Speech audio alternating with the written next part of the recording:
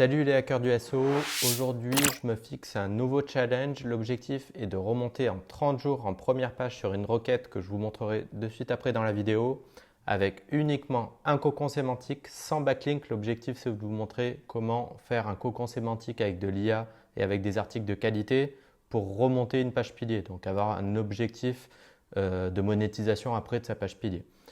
Si j'arrive pas, j'offre un an d'abonnement à la plateforme Axo SEO, soit environ 1200 $. Pour participer, c'est hyper simple. Il suffit de commenter, dire si vous aimez le challenge ou pas, ou nous donner des conseils, et de s'abonner à la page. Tous les lundis, je mettrai une nouvelle vidéo pour vous montrer où j'en suis et faire un point d'étape, vous montrer tout ce que j'ai réalisé pendant la semaine. Donc souvent, là, ça va être au début un article tous les 2 jours, et après voir si on peut augmenter la cadence. Donc n'hésitez pas à commenter et à nous soutenir. Vous allez voir la suite de la vidéo où je vais tout vous présenter. Donc là, on va regarder comment, déjà quelle page j'ai choisi, la page pilier à remonter et comment je vais faire pour la faire remonter. Donc c'est parti. Donc ce que j'ai fait, là je suis allé sur mon Google Search Console. L'objectif était de trouver une page sans trafic que je viens de créer. Là je l'ai créée en février. Et de se dire voilà, combien elle est positionnée, quels mots-clés j'ai récupérés et sur quel pays. Donc l'objectif, nous, c'est sur les États-Unis. On peut regarder même sur Monde. Et c'est d'avoir tout simplement du trafic sur cette page qui est au fin fond de Google. Donc l'objectif, c'est de la faire remonter au moins dans le top 10 sous 30 jours. Donc voilà, je vais vous montrer maintenant la page à quoi elle ressemble, sur quels mots-clés je l'ai optimisé. Donc l'objectif, c'est d'abord d'optimiser sa page pilier sur un mot-clé précis, donc que ça soit H1, etc. Donc là, on regarde. J'ai choisi le mot-clé pour cette page qui est AI SEO Audit Tool, qui est une des fonctionnalités de notre outil Axo SEO. L'objectif, c'est de la faire remonter. Donc c'est une page, une landing page, tout ce qu'il y a de plus classique, avec un petit FAQ, et ici un petit call to action à la fin. Donc voilà, je l'ai mis le mot-clé dans la H1. On peut voir qu'elle se retrouve aussi, le mot-clé il se retrouve dans la meta title SEO et dans la meta description SEO ici. Et je l'ai mis aussi dans la H2, la première H2. Après les autres, ça va être plus des longues traînes ou des synonymes qui correspondent à nos fonctionnalités, bien sûr. L'objectif, c'est de toujours rester dans ces fonctionnalités. Donc voilà, là on a vu la page pilier. Maintenant on va regarder dans l'outil Axo SEO comment je vais faire pendant ces 30 jours. Chaque semaine on fera un point, déjà pour voir si sur Google Search Console, les premières semaines ça va être un peu long à remonter, mais on va voir comment ça remonte et si j'arrive à passer sur la première page en sachant que je suis fin fond de 5e page. 5,2 et sur le mot-clé précis qui est là, je suis en 65e page, 6e page, pardon, 7e page, au milieu de la 7e page. Donc, ce qu'on fait au tout début, dès qu'on arrive sur Axo SEO, c'est gratuit, vous pouvez créer le compte et tester en même temps que moi. Vous avez le lien directement en description et vous allez voir, il y a d'autres liens, je vais vous en parler par la suite, pour vous aider à faire le même challenge que moi en même temps.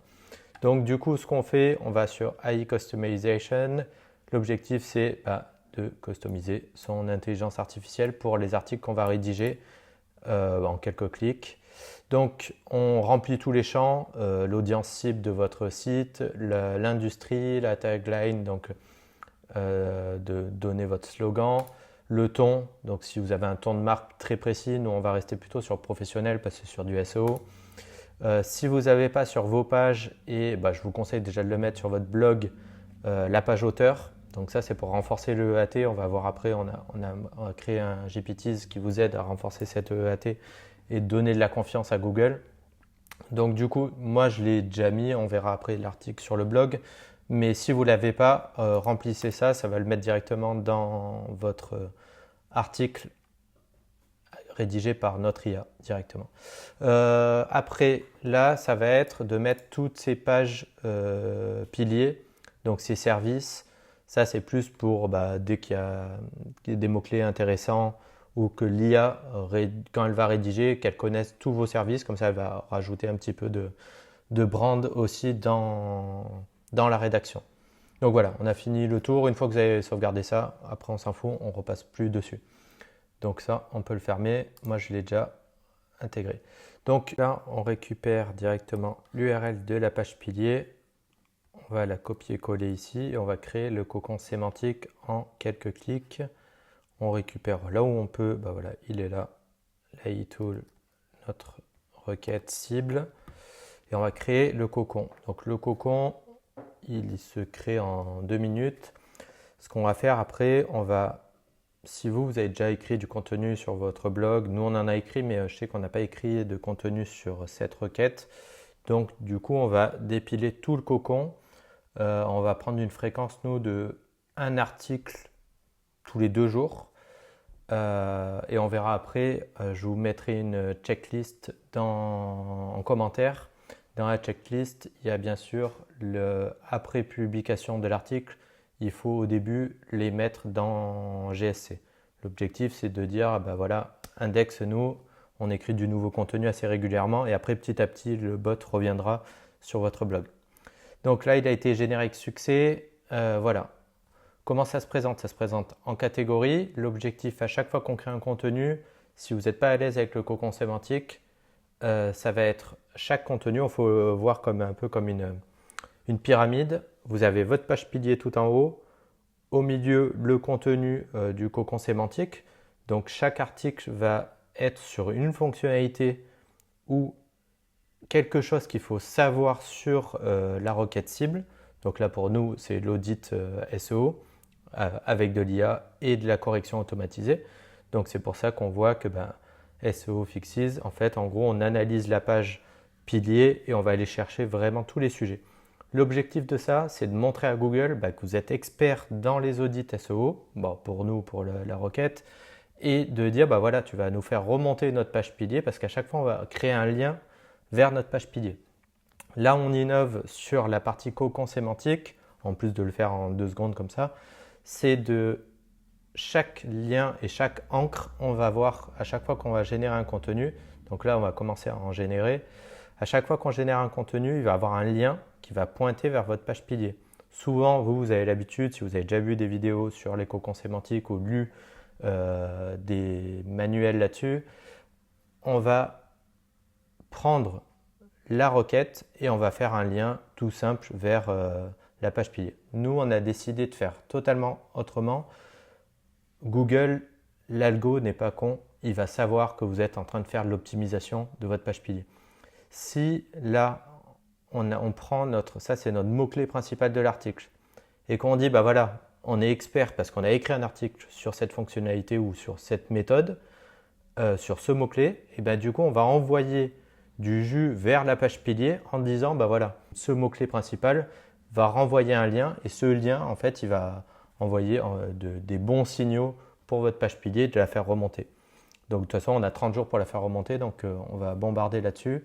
Ça prend un petit peu de temps. Là, je vous explique ce que ça fait quand c'est en train de mouliner.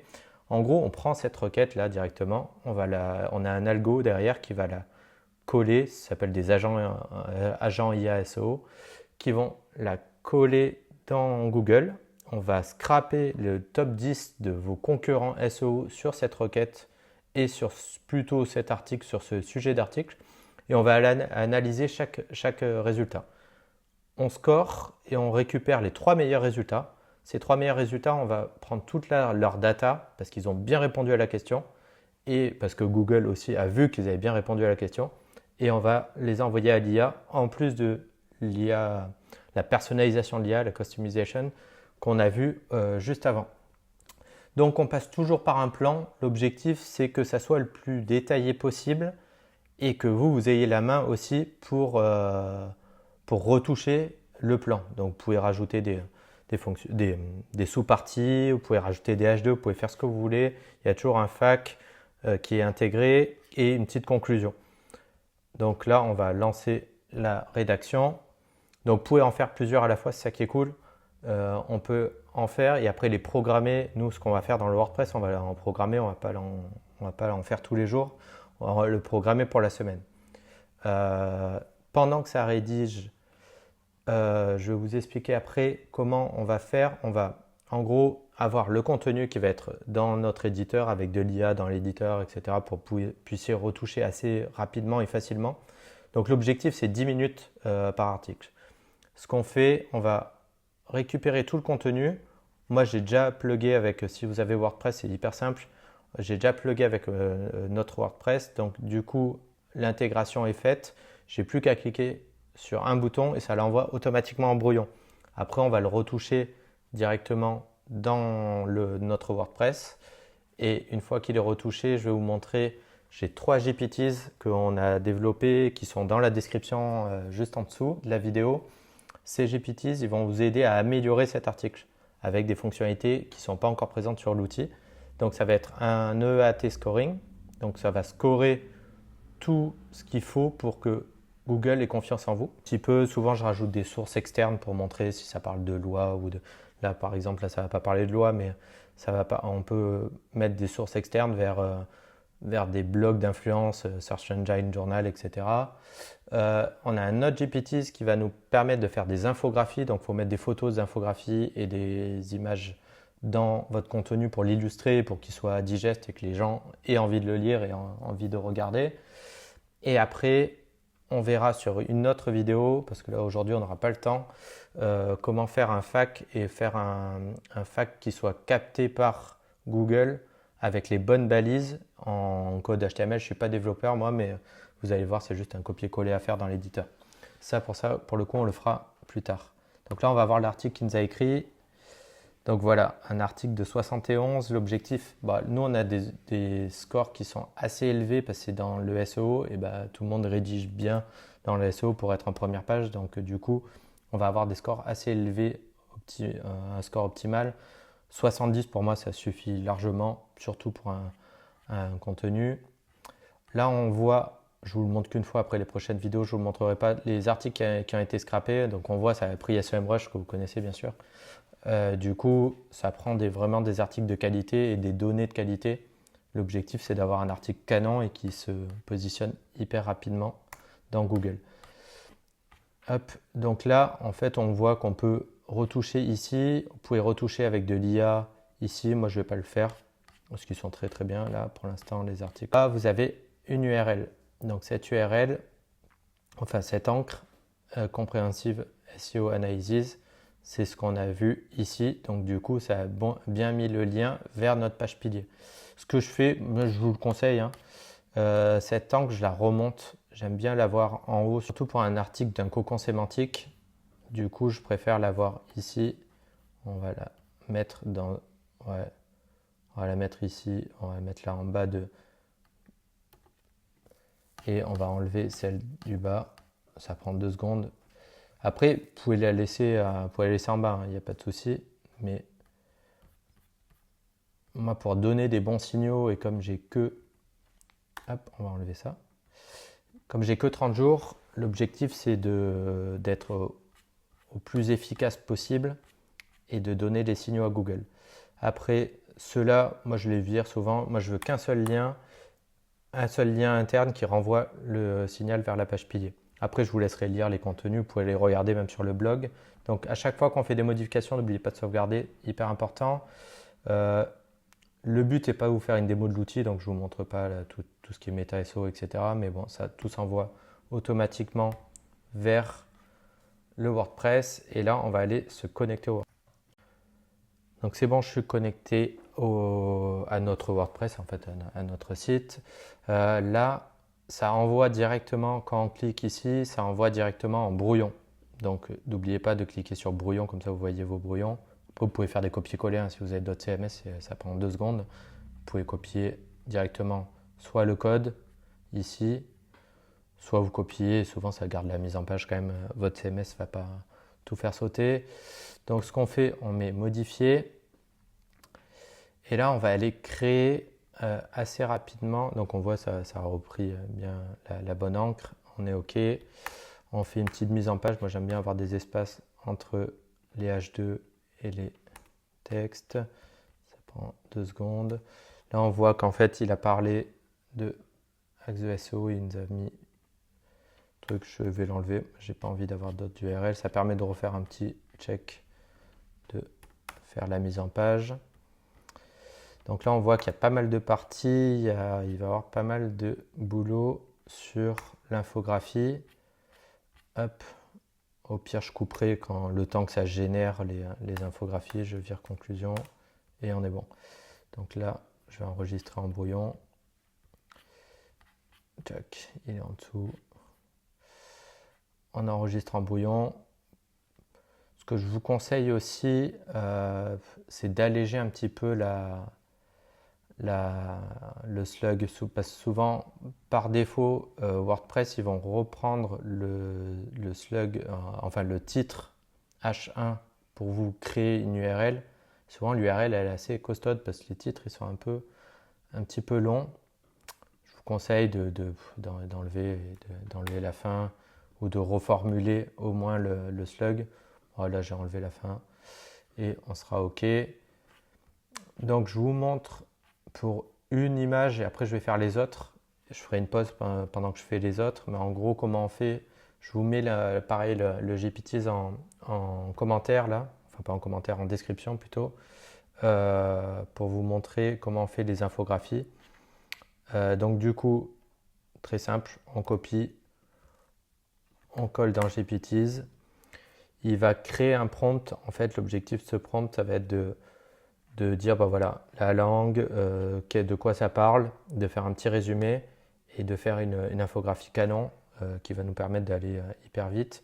Moi ce que je fais après, là j'en crée plusieurs à la fois et je crée pour chaque grosse partie ou une grosse partie sur deux et après je mets des photos au milieu, des infographies. Donc là ça parle de quoi le, j'ai pas regardé. Donc analysis very ok. Donc là, ce qu'on va faire, hiérarchique, schéma, comparaison. On voit à chaque fois quel type d'infographie il va nous faire. Process, timeline. Bon, allez, on prend l'option 2. De toute façon, au pire, si ça ne nous plaît pas. Donc, il suffit de copier-coller. Voilà, vous avez un petit peu de publicité au milieu pour nous. Mais en gros, il suffit de copier-coller l'option et on voit, voilà, ça nous fait tout le prompt qui va être envoyé après sur la prochaine partie. Il suffit de mettre OK, ready to go, et ça génère. Pendant que ça génère, on va passer sur l'autre. Comme ça a été enregistré en brouillon. Ah non, comme ça en brouillon, ça ne marche pas. Je vais le publier. N'oubliez pas aussi de changer la catégorie si vous passez par Axe2SEO pour l'envoi. On met une catégorie par défaut, mais à chaque fois on ne met pas la bonne catégorie forcément. C'est une seule, en fait on envoie dans une seule catégorie. Donc là moi à chaque fois je retouche vite fait. Là j'ai publié. Pourquoi j'ai publié? Parce qu'en gros il me faut l'URL là. Et cette URL je vais la coller dans l'autre GPT, pareil qui est toujours en description. Et ce GPT il permet de faire le scoring EAT. Ce que je vous ai dit tout à l'heure en intro. L'objectif c'est de montrer de la confiance à Google sur nos articles et qui se positionne bien dès le début. Comme ça renverra beaucoup de force sur la page pilier. Donc là, quand on parle des outils, de mettre des documentations, des trucs, bon, là on va le laisser tourner. En gros, ce qu'il fait à chaque fois, pour chaque partie de l'EAT, il va se poser les questions et vérifier si toi, tu as bien répondu dans ton article. Là, on voit, il suffit de regarder un petit peu AI, VS, manuel, SEO, audit, bah ouais, ça prend du temps. Et nous, c'est fait en temps réel, Smart Data, c'est exactement ce qu'on fait les autres. Et en même temps, après, je vous montre le résultat de l'EAT et l'article dans 5 minutes terminé. GPT, donc du GPT qui sera en description directement. Donc voilà, ce que ça donne dans l'éditeur. J'ai rajouté une petite image mise en avant, mais pour ça je créerai un GPT que je vous donnerai aussi où il y aura juste à mettre l'URL de l'article et ça générera automatiquement une image mise en avant pour votre article. Et à la fin, comme je vous disais en fait sur l'EAT, donc l'EAT pour vous montrer rapidement ce que ça donne, en fait ça vous donne les avantages et les faiblesses de les points forts et les faiblesses de votre article et tout ce qu'il faut modifier pour l'expertise, la fiabilité, etc. Là, vous cliquez encore sur OK. Et une fois que vous cliquez sur OK, ça vous donne toutes les modifications qu'il faut rajouter dans votre article, si vous n'avez pas de bloc auteur, etc. Mais là, c'est surtout, moi, ce qui m'intéresse, c'est cette partie-là, source, où il faut vérifier bien sûr les sources. Par exemple, l'INSEE, je ne l'ai pas pris, mais PageSpeed Insight pour Google que vous connaissez, c'est hyper important. Il y a de la documentation de Google pour le corps web vital. Donc du coup, tout ça, je le prends, je copie-colle et je le mets directement en bas de l'article en vérifiant bien sûr que les URL soient bonnes et après, tout est OK. Donc après, bien sûr, de vérifier bien la meta description et meta title. Et après, il n'y a plus qu'à mettre à jour, à mettre en ligne. Une fois que c'est en ligne, on ouvre le preview et c'est hyper simple. On copie-colle le preview ici dans Google Search Console et ça rajoute directement l'URL et comme ça vous pouvez l'indexer. Donc voilà, c'est terminé. N'oubliez pas de commenter si vous aussi vous êtes en train de lancer le challenge, que ce soit avec Axe SEO, notre outil, ou avec un autre, ou si vous faites vos cocons sémantiques vous-même à la main. Donc comme ça, on peut échanger sur des bonnes pratiques. Donc voilà, à la semaine prochaine.